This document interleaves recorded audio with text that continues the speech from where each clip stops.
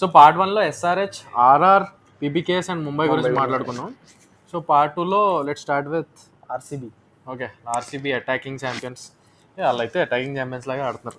Every match 4 మ్యాచ్లు 200+. ఒక match struggle అయ్యారు అనుకుంటే అందులో కూడా 200+.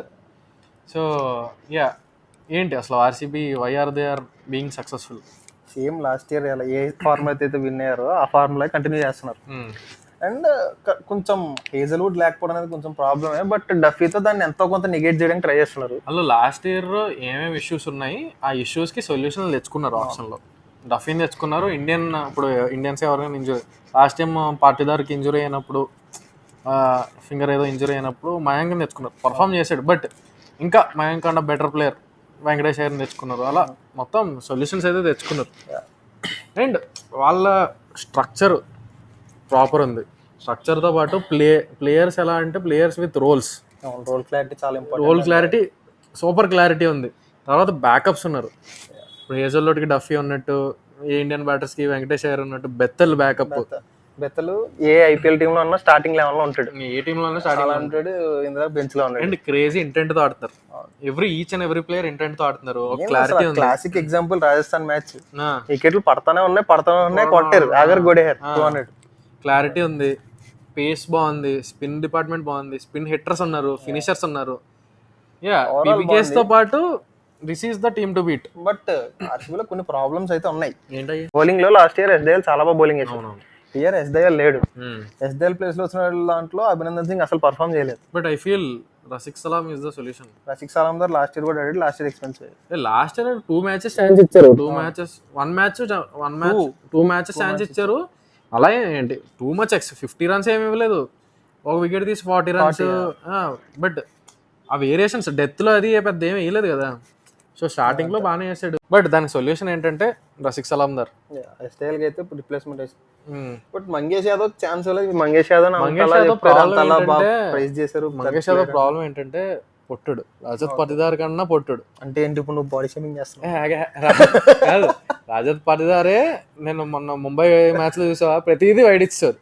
రజత్ పాటిదార్ కంటే చాలా పొట్టుడు. ఐ మీన్ బౌలర్స్ కి hit the tech, bounce. So Mangesh Yadav కి బౌన్స్ లేదు. స్టార్టింగ్ లో స్వింగ్ ఉంది, మంచి యార్కర్లు వేస్తాడు, అంటే లాస్ట్ లో హిట్టింగ్ చేస్తాడు. బట్ ఐ థింక్ అంతే, అభినందన్ తీసుకోవడానికి కూడా అదే రీజన్ అనుకుంటా. హిట్ ద డెక్ ఏం చూపెట్టాడు? సెకండ్ మ్యాచ్ లో చూపించాడా?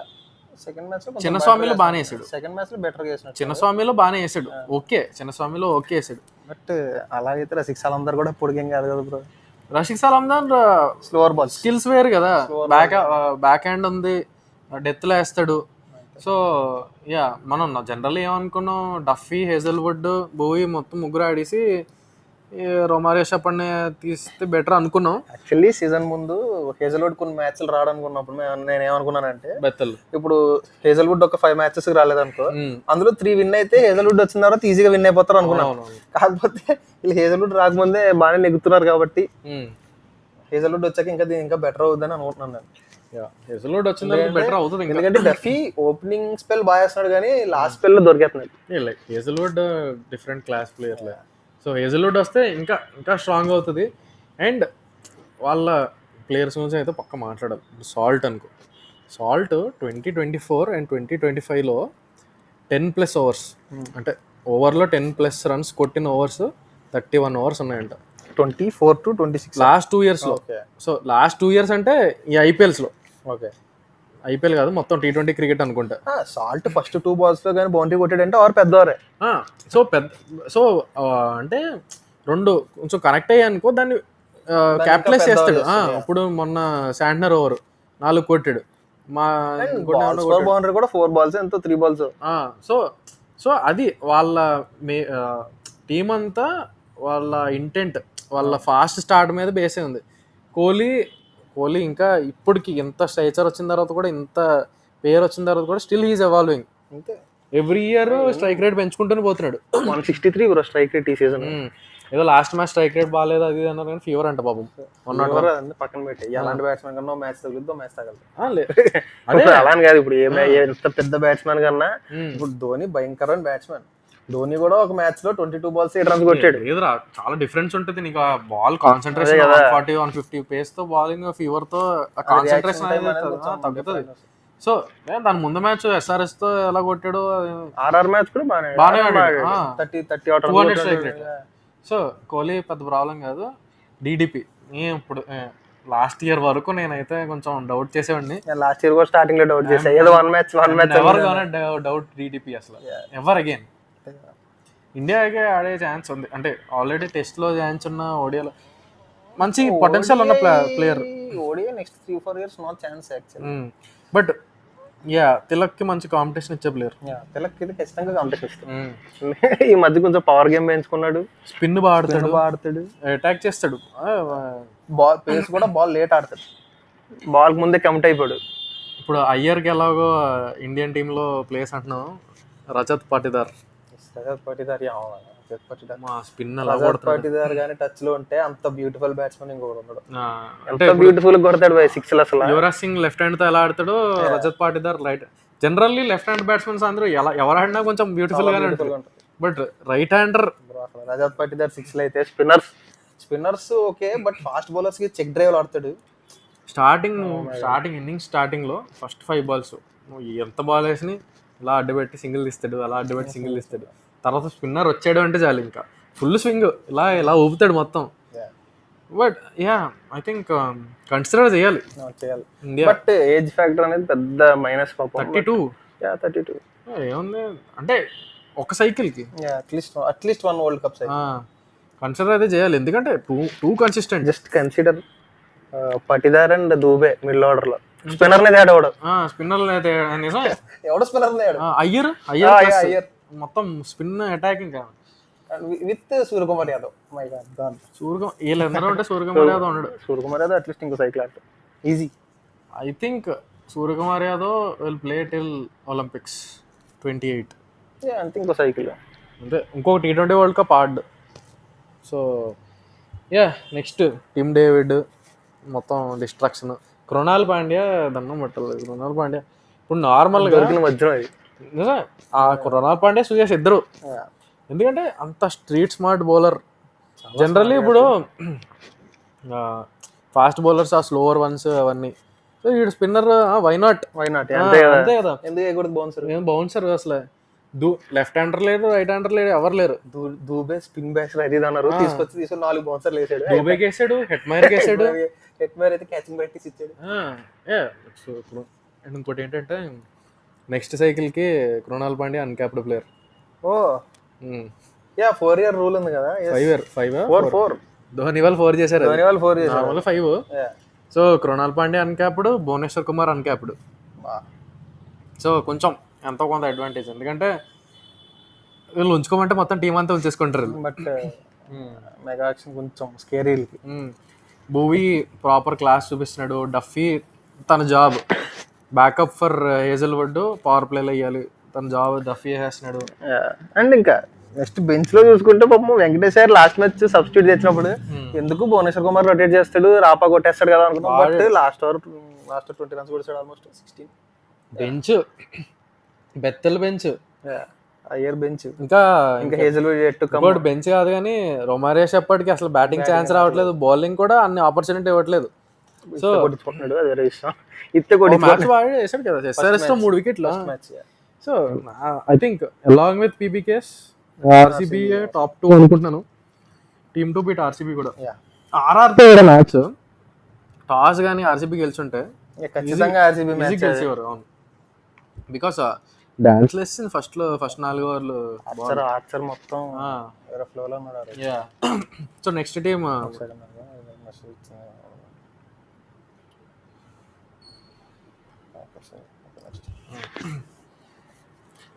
టీమ్ DC గురించి ఫస్ట్ ఏం మాట్లాడాలంటే స్టబ్స్ గ్లవ్ చేంజ్ గురించి ఏంటి నీ ఒపీనియన్?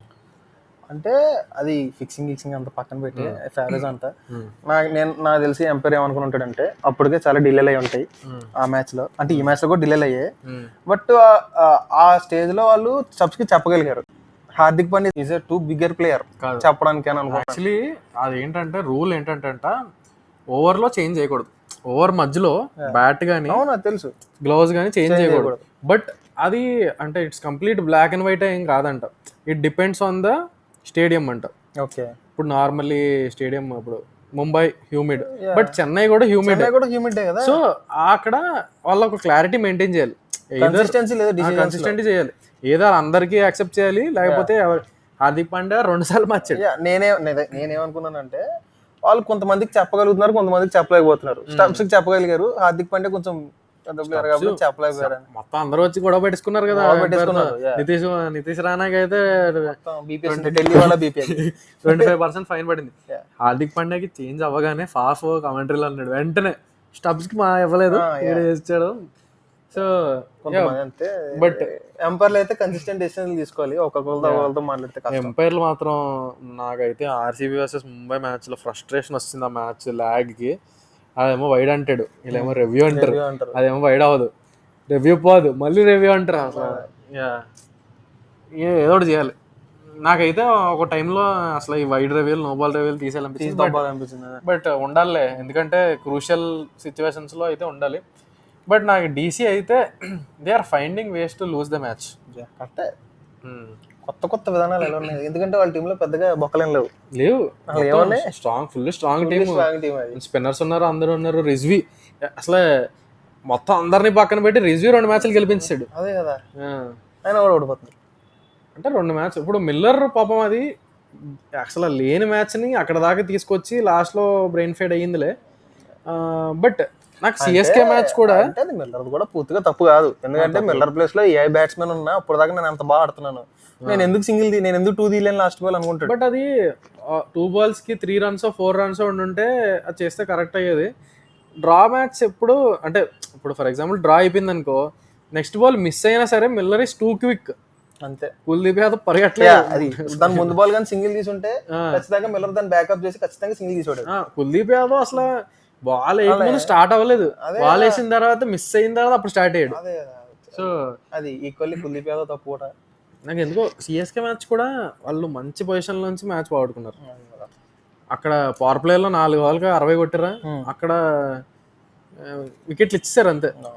అక్షర్ పటేల్ ఓడిపోయిన 2 మ్యాచ్ల్లో Axar Patel wicket turning point అంతే. రషీద్ ఖాన్ లాస్ట్ బాల్ పైకి లేపాడు, ఆ బాల్ సింగిల్ తీసుకొని నెక్స్ట్ మ్యాచ్ లాగొచ్చు, అయిపోయింది మ్యాచ్ అయిపోయింది. తర్వాత ఇందులో అదే కట్ షాట్ కొట్టి అయిపోతారు కదా. సో డీసీ స్టిల్ టీం అంతా బాగానే ఉంది.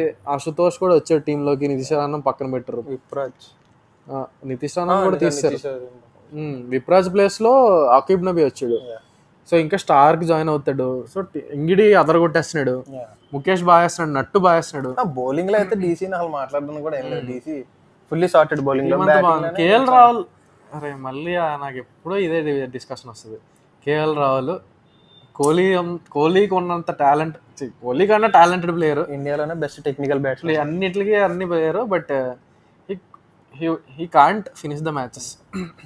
ఇప్పుడు నేను చూస్తున్నాం ఒక 2018 నుంచి ఐపీఎల్ లోనే పంజాబ్ లో 2018 నుంచి అబ్జర్వ్ చేస్తున్నాం. ఐపీఎల్ లో పంజాబ్ లో 2 మ్యాచ్లు ఉంటాయి, ఇండియాకు ఒక మ్యాచ్ ఉంటుంది, అక్కడ దాకా వస్తాడు, లాస్ట్ లో హ్యాండ్ ఇచ్చేస్తాడు. లాస్ట్ లో అది ఈజీ గేమ్ అయి ఉండొచ్చు, ఒక 20 ball 30 అయి ఉండొచ్చు, అక్కడ కూడా హ్యాండ్ ఇచ్చేస్తాడు పాపం. పోనీ పంజాబ్ లో అంటే వేరే సపోర్ట్ ఉండేది కదా, ప్రెషర్ తీసేసుకుంటాడా, లేకపోతే బ్రెయిన్ కొంచెం లైక్ ఆ మైండ్ సెట్ అంతా, బట్ అది మైండ్ సెట్ ప్రాబ్లం ఫిక్స్ చేసుకునే టైం అంటే అయిపోయింది టైం. ఇంకా లైక్ 91 runs కొట్టాడు అంతలా అదే ప్లేస్ లో, కానీ ఏ కోహ్లీ రోహిత్ శర్మ అంటే ఖచ్చితంగా ఫినిష్ చేస్తారు.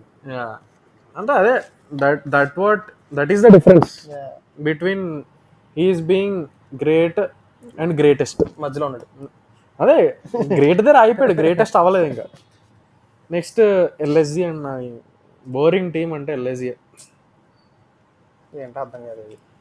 ఎల్ఎస్జిలో పాపం వాళ్ళ స్ట్రెంత్ అనుకున్న మార్క్రమ్ బాగానే ఆడుతున్నాడు, మార్ష్ అనుకున్నంత డెలివరీ చేయట్లేదు, పంత్ ఏదో ట్రై చేస్తున్నాడు. పంత్ భయ్య ఏంటి బయట టెస్ట్లో అంత బాగా ఆడతాడు, T20 ఏంటో అర్థం కాదు. T20 అనేసరి బాల్ టైం అవదా అసలు, ఏంటి నాకు అలాంటి ప్రాబ్లం ఏంటో అర్థం కాదు నాకు. పంత్ ఏమో ఏంటి తాత పాపం ఎన్నో హోప్స్ పెట్టుకుని 5 to 10 years ప్లేయర్ పాపం మ్యాచ్ గెలగానే మ్యాచ్ నెగ్గి టైంకి ఏంటో అర్థం కాదు అసలు. ఎవడు బిలీవ్స్ అల్లే కానీ బిలీవ్స్ అని కాదు అన్న, నెగ్గే టైంకి ఏడ్ చేస్తున్నాడు. ఫీలింగ్ ఎమోషనల్ రా బాబు. మామూలు ట్రోల్ అవట్లేదు బ్రదర్. కానీ ఆ మ్యాచ్ మరి లాస్ట్ టైం అక్కడ ఆడిన మ్యాచ్ లో 10 overs కి 160 కొట్టించుకున్నారు. అది మరి అదే కదా ఫేమస్ మ్యాచ్. మరి దానికి అదే రిడమ్షన్ అనమాట. ఆ మ్యాచ్ కూడా పంత్ చచ్చి సైడ్ గెలిచాడు. అండ్ ఇంకో గెలిచిన మ్యాచ్ కూడా ముకుల్ చౌదరి బ్రిలియన్స్ వల్ల గెలిచారు, లేకపోతే అది కూడా పోదురు. వాళ్ళు బౌలింగ్ బాగుంది. అది పూరన్ స్టాట్ చూసా, లాస్ట్ ఇయర్ అంట 85 balls లో స్పిన్ ఆడినప్పుడు 200 and చేంజ్ కొట్టాడంట. అవును, చాలా సిక్స్లు. లెగ్ స్పిన్నర్ అయితే 200+ runs కొట్టాడంట. దాని వల్ల strike rate LSG team strike rate versus spin 163 అంత ఉండేదంట. ఇప్పుడు పూరన్ ఫామ్ లో లేకపోవడం వల్ల డ్రాస్టిక్ గా డిప్ అయిపోయింది. ఏమో మరి. బట్ వాళ్ళు బౌలింగ్ బాగుంది. షమ్మి బాగా వేస్తున్నాడు. మోసిన్ మంచి మళ్ళీ గ్లిమ్స్ చూపించాడు, మళ్ళీ ఇంజూరీ అంట. ప్రిన్స్ బాగా అసలు మోసిన్ కి అసలు ఇంజురీ లేకపోతే మనకి ఇండియాకి ఇంకో లెఫ్ట్ ఆర్మ్ ఆప్షన్ ఉండేది. అన్ని ఇంజురీలు ఏంటి బాయ్ అసలు నాకు అర్థం కాదు. ప్రిన్స్ బాగా వేస్తున్నాడు. ఇక్కడ ఎవడు ఉన్నాడు రా, ఆవేష్ ఖాన్. ఓకే, ఇప్పుడు డెలివరీ చేస్తాడులే ఆవేష్ ఖాన్. మయాంక్ యాదవ్ ఏమైపోయాడు అసలు? అసలు డగ్అవుట్ లో కూడా కనబట్టలేదు మయాంక్ యాదవ్. రీహాబ్ లోనే ఉంటాడు. ఏమో ఇంకా మయాంక్ యాదవ్ పాపం బాగానే ట్రస్ట్ చేశారు కానీ పని అవ్వట్లేదు. ఇంకా Digvesh okay Digvesh second season దొరికేసేంటే కదా, దొరికినట్టే కదా. అంత ఎక్స్పెక్టర్ లేదు కదా వాళ్ళ దాంట్లో.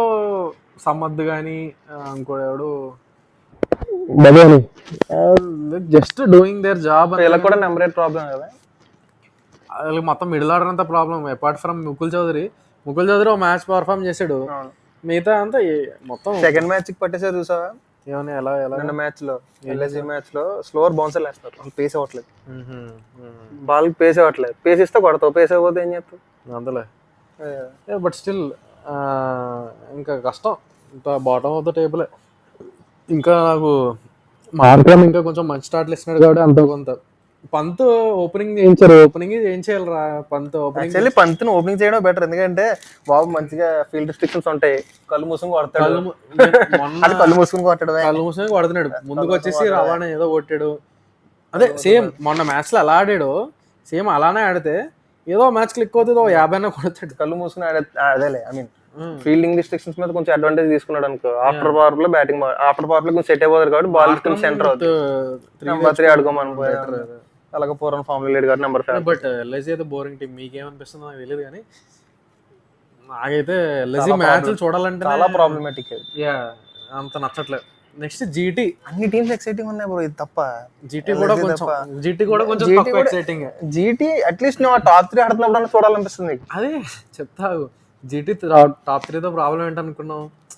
It is not exciting. వాళ్ళు రన్స్ కొడతారు. బట్లర్ ఈ మధ్య 6 కొడతాడులే. బట్లర్ కూడా కొంచెం ఇంట్రెస్టింగ్ గానే ఉంటది. సాయి సుదర్శన్ మరి కొంచెం కష్టంగా కింద నుంచి ఆడతారు. అంటే ఓకే టాప్ 3 పక్కన పెడితే, బట్ వాళ్ళకి ఈ సీజన్ లో కొంచెం అడ్వాంటేజ్ ఏంటంటే సుందర్ బాగా ఆడుతున్నాడు. టాప్ 4 లో ఫిక్స్ చేసుకున్నారు, బాగా ఆడుతున్నాడు. నాకు ఫస్ట్ మ్యాచ్ మీరు మా రివ్యూస్ చూస్తే ఫస్ట్ మ్యాచ్ నుంచి ఐఎమ్ లిటరలీ బెగ్గింగ్, రబాడాని ఆడించద్దు. రబాడా అసలు నేను లాస్ట్ మ్యాచ్ లో వర్సెస్ LSG ఒకే ఒక మ్యాచ్ లో వికెట్లు తీసాడు. 3 వికెట్స్ తీసాడు మ్యాచ్ లో. బట్ 3 వికెట్స్ తీసాడు మ్యాచ్ లో.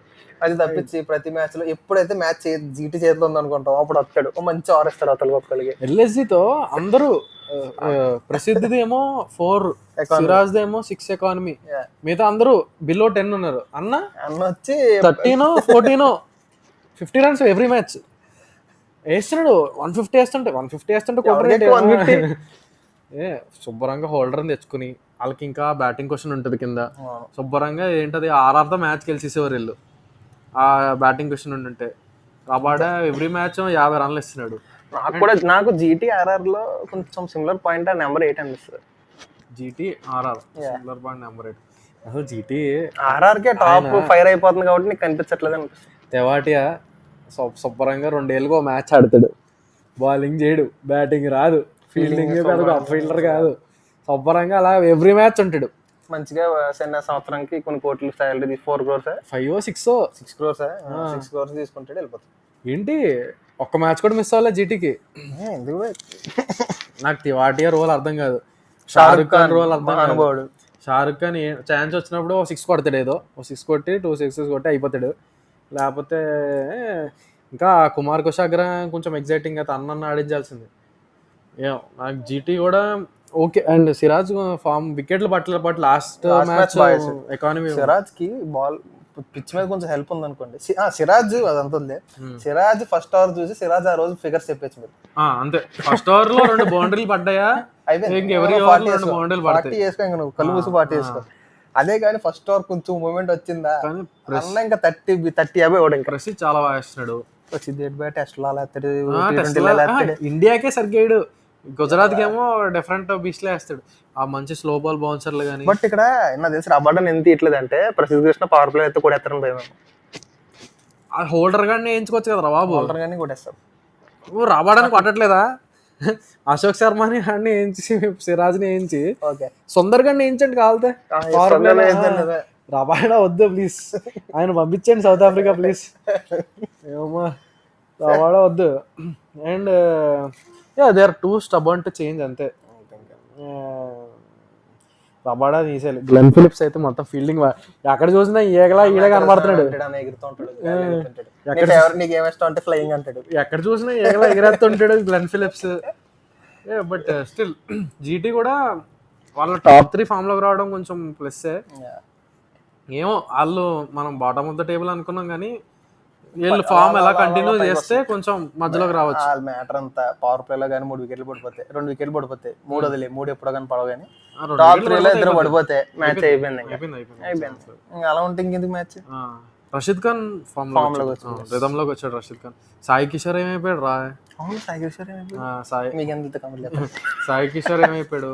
అశోక్ శర్మ పేస్ ఉంది, మంచి ఫైన్ డే, బట్ ఇంకా ట్యూన్ చేయాలి అశోక్ శర్మ. అంటే తను ఈస్ ఫైండింగ్ హిస్ వే మెల్లగా. కొంచెం ఫస్ట్ మ్యాచ్ తో పోలితే కొంచెం కొంచెం అలా అలా అలా. నెక్స్ట్ ఒక ఇంట్రెస్టింగ్ టీం గురించి మాట్లాడదాం.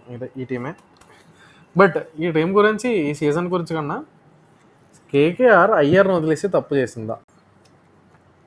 డౌటా? వెంకటేష్ అయ్యర్ కాదు, ఆయన కాదు, డౌటా?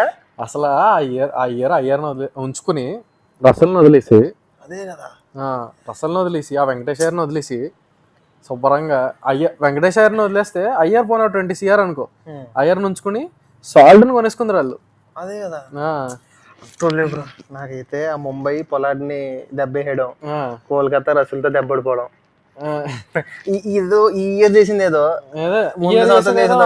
చేస్తుంటే ఆ పవర్ కోచ్ అనేది అయిపోయేది. రసల్ ఆలోచించుకున్నారు. ఈ ఇయర్ వచ్చేసరికి ఏమో టూ మచ్ అంటే ఇంజురీస్. పాపం టాప్ ఆర్డర్ ఫుల్ స్టాక్ అయిపోయింది వాళ్ళకి. ఓకే అంటే టాప్ 3లో ఆడేవాళ్ళు చాలా మంది ఉన్నారు, ఫుల్ స్టాక్ అప్ అయిపోయింది అంతమంది టాప్ ఆర్డర్ ప్లేయర్లు. ఎందుకు అసలు నేను దట్స్ ద రీజన్ నేను ఫస్ట్ స్టార్టింగ్లో నార్మల్ టీమ్స్ గురించి మాట్లాడినప్పుడు ఓవర్సీస్ ఎవరు ఆడాలంటే ఫిన్ అలన్ కన్నా నేను టిమ్ సైఫర్ట్ అనుకున్నా. ఎందుకంటే టిమ్ సైఫర్ట్కి అన్ని వీక్నెస్లు ఉండవు, కన్సిస్టెంట్. యాక్చువల్లీ ఫిన్ అలన్ వరల్డ్ కప్ ఫామ్ వల్ల డైరెక్ట్ ప్లేయింగ్ 11 లోకి వచ్చాడు తప్ప, లేకపోతే సైఫర్ట్ ని తీసుకుని సైఫర్ట్ ని మిడిల్ ఆర్డర్ లో ఆడించేసి టాప్ ఆర్డర్ నుంచి కీపింగ్ చేయడం వాళ్ళకి ఇంకొక పెద్ద ప్లస్. లేకపోతే పక్కా ఆడించాల్సి వస్తుంది నేను.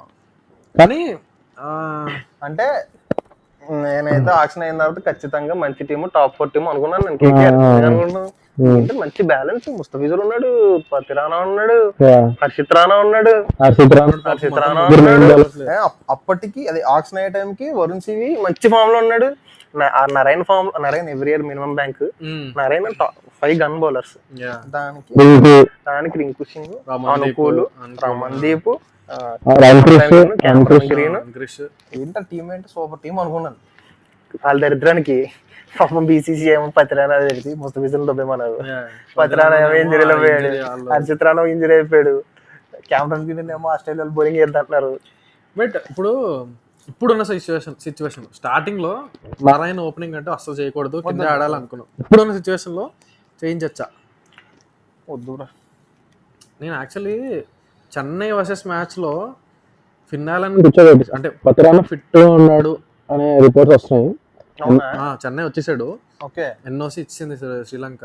సో మ్యాచ్ ఫిట్ ఉన్నాడో లేదో ఇంకా తెలియదు. కానీ ఒకవేళ పతిరానా ఫిట్గా ఉంటే పతిరానాని ఆడించేసి మధ్యలో పవన్ గ్రీన్ ఉంచేసి నారాయణ ఎలాగో ఉంటాడు. Narayan opening with Rahane. దానికన్నా నారాయణ ఆ ప్లేస్ లోనే పెట్టి ఆ రఘువంశిని రహానే ఓపెన్ చేయొచ్చు కదా. కాదు, ఇప్పుడు సిఎస్కేలో ఈయన వేస్తారు ఎవరు, అఖిల్ హుస్సేన్ గారు. సో అఖిల్ హుస్సేన్ ని అటాక్ చేసి ఆ ఓవర్లో 2 సిక్స్లు కొట్టాడంటే అఖిల్ హుస్సేన్ ఒక ఓవర్గా ఆపేస్తారు. సో అది కొంచెం at least versus Chennai Narayan tactic అనేది వాడాలి అని దట్స్ వాట్ ఐ ఫీల్. కనిపించాలి. Yeah that's what I feel. But Rahane Rahane perform చేస్తున్నాడు. రహానే ఐసోలేటెడ్ అంటే రహానే 180 ఆడుతున్నాడు పాపం. రహానే కూడా ఫ్రస్ట్రేట్ అవుతున్నాడు ఎందుకో. రహానేకి పాపం టూ మచ్ ప్రెషర్ అయిపోయింది. ఎందుకంటే రహానేకి కూడా తెలుసు ఒకవేళ రహానే కానీ కెప్టెన్ కాకపోతే టీమ్ లో ఉంటాడు. టీమ్ లో ఎంత పర్ఫార్మ్ అన్నా చేయని last best batsmen Rahane. Batsmen అయినా కూడా రహానేని అలా అయితే రహానే వదిలేసి వెంకటేష్ గారిని కొనుక్కుంటారు. రహానే కానీ కెప్టెన్ కాదనుకుంటే. అంతలే, బట్ వెంకటేశ్వర్ లాస్ట్ పర్ఫామ్ చేయలేదు. ప్రతి ఇయర్ ఒకలా ఉండదు కదా. అదే రహానే టూ మచ్ ప్రెషర్ ఉంది.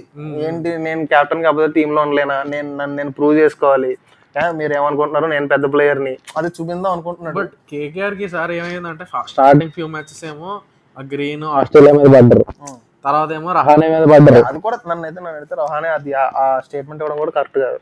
ఎందుకంటే తన సొంత ప్లేయర్, టీమ్ లో ప్లేయర్, తన టీమ్ లో ప్లేయర్, తన టీమ్ లో ప్లేయర్ నేను అలా ప్రెస్ కాన్ఫరెన్స్ కి వెళ్ళి లేదు ఆస్ట్రేలియా అడగండి మీరు అంటే it's too much pressure of media. ఎక్కడికి వెళ్ళినా అదే క్వశ్చన్ అడుగుతారు.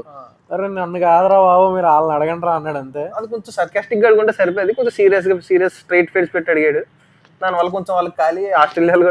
ఆస్ట్రేలియాకు మేము ముందే చెప్పాం మీకు నచ్చితే అడుగుని లేకపోతే మానండి. రింకు 5 లో ఆడాలి, కష్టం. రింకు సరిగ్గా ఏమో మంది సరిగ్గా ఆడట్లేదు. బట్ ఐ ఫీల్ ఇంకా bottom team the last team Chennai super Kings.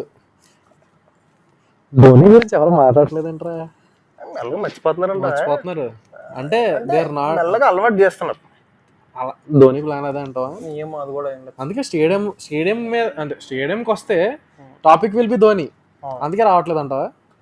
అందుకే రావట్లేదు, కరెక్ట్. అందుకే రావట్లేదు ధోని. అలవాటు చేస్తున్నారు కరెక్ట్, మెల్లగా సైలెంట్ గా అలవాటు చేస్తున్నారు. పెద్దగా ధోని మీద డిస్కషన్ కూడా తగ్గిపోయింది. బట్ లైక్ లాస్ట్ మ్యాచ్ తో ఒక న్యూ హోప్ వచ్చింది. ఎందుకంటే సంజు శాంసన్ ఫామ్ ఒక హోప్, గుర్జప్నీత్ సింగ్ బౌలింగ్ ఒక హోప్, తర్వాత ఓవర్టన్ బాగా వేస్తున్నాడు. ఓవర్టన్ ఆ పేస్ నే నమ్ముకోవాలి. నీకు పేసే అన్న స్ట్రెంత్, నువ్వు ఇంక వేరే కొత్త ఏం ట్రై చేయి. ఓవర్టన్ ది మొన్న ఎక్కడో చూసాను, మంచి అనాలిసిస్ ఏదో ఉంది. తన ఓవరాల్ T20 కెరియర్ లో ఓవర్ ద వికెట్ 9-10 బాల్ వేసాడంట అంతే. అరౌండ్ ద వికెట్ 9-10 బాల్ వేసాడంట. తన స్ట్రెంత్ ఏంటి? ఓవర్ ద వికెట్, ఆ good length, short balls. Ball hit the deck ball. వీళ్ళు ఏం చేసేవారు? అరౌండ్ ద వికెట్ వెళ్ళి వైడ్ వార్కర్లు ఏమనేవారు, టిమ్ డేవిడ్ ఎక్కడెక్కడికో కొట్టాడు. దాని ముందు మంచిగా వేసాడు బ్రో, 2 రన్లు ఇచ్చాడు. నెక్స్ట్ అది ఇచ్చారు, సాగొట్టలేదు. సో నీకు మళ్ళీ ఈ మ్యాచ్ లో వర్కౌట్ అయింది అప్లై ఏంటి రౌండ్ ద వికెట్ వచ్చి అన్షుల్ కంబోజ్ చేయడం. అన్షుల్ కంబోజ్ బాగానే వేస్తున్నాడు, లెంత్ ఓవర్ లో 6 ఎత్తున్నాడు మహా అయితే. బట్ కానీ నెక్స్ట్ మ్యాచ్ వర్కౌట్ అవుద్దా గ్యారంటీ. అన్షుల్ కంబోజ్ కి సెట్ అయింది తన స్ట్రెంత్ అది. So Anshul Kamboj okay. నేను నిన్న ఈ రోజు ఏదో వీడియో చూస్తున్నా ఇన్స్టాగ్రామ్ లో, అదే చేస్తున్నారు మళ్ళీ ఫీల్డ్ ప్రాక్టీస్ లో.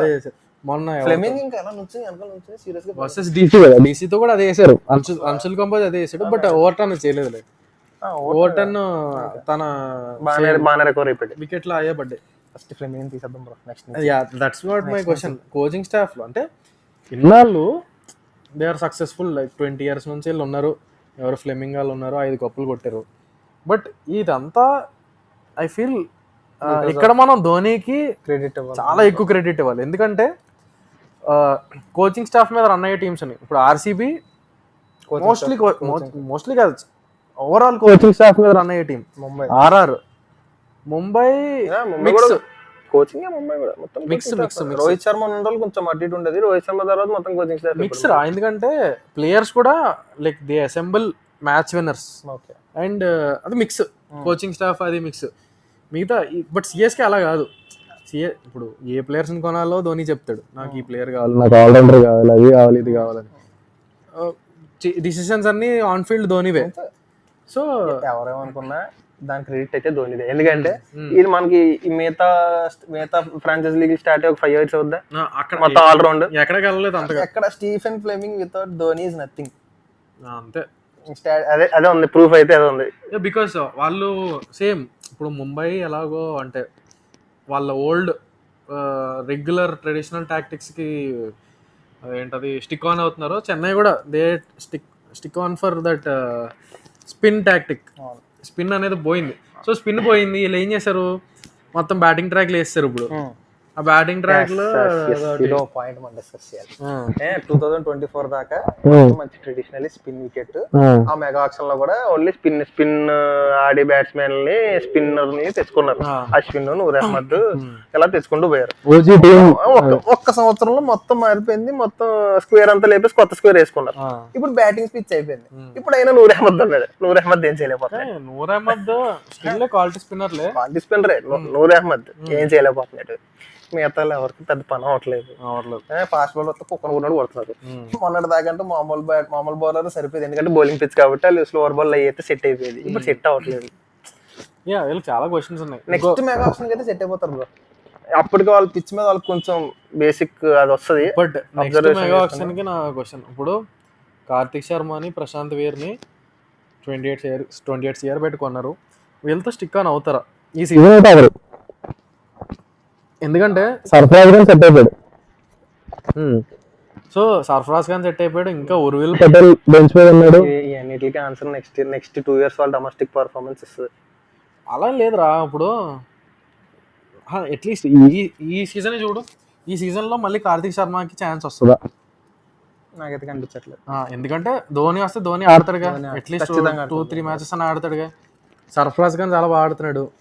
ఇంకా ఉర్విల్ పటేల్ ఉన్నాడు లైన్ లో, మాత్రే వస్తాడు, బ్రెవిస్ ఉన్నాడు. సో కార్తిక్ శర్మ లేదు. So same thing they did with Sameer Rizvi.